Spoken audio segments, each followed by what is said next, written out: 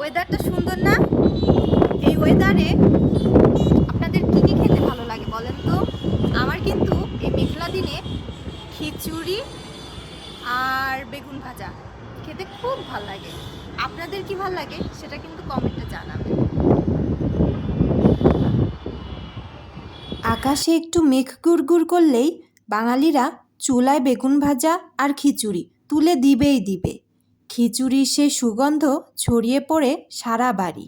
Plate ভর্তি গরম গরম খিচুড়ি, বেগুন ভাজা আর একটু পেঁয়াজ, আহা, বৃষ্টির এই রাতে একেবারে জমে ক্ষীর। ওহ, সাথে যদি আরও থাকে খাঁটি ঘি, তাহলে তো আর কথাই নেই। আমার এই ভিডিও দেখে কার কার খেতে ইচ্ছা করছে বলেন তো?